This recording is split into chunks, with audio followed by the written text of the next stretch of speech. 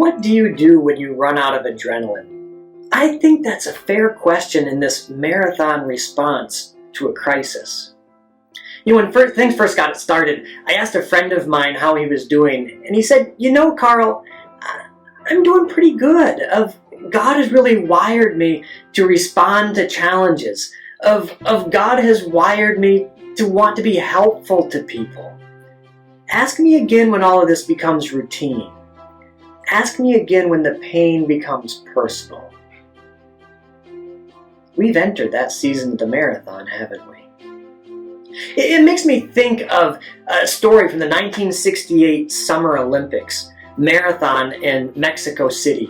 75 runners started, only 57 finished.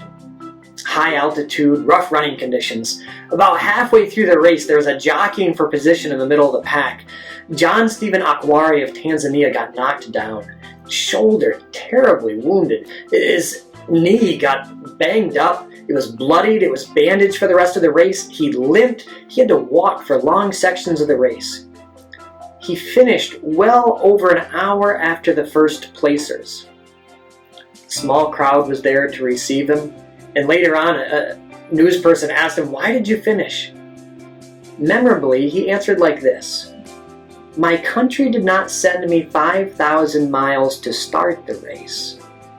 They sent me 5,000 miles to finish the race." Boy, isn't that true for us today? God has not just called us to start this race. He has called us to finish. 1 Corinthians chapter 15, verse 58 says, "Therefore, my beloved brothers, be steadfast, immovable, always abounding in the work of the Lord, knowing that in the Lord your labor is not in vain." I love that. That our service is in the Lord. My opening question about adrenaline wearing off is really kind of the wrong question. It's not about my strength. It's about walking with God throughout this process.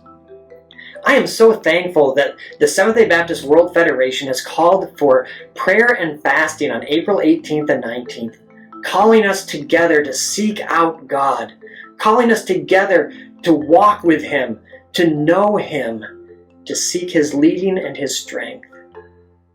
I look forward to joining you on April 18th and 19th as we pray together and cry out to Him as we finish this race.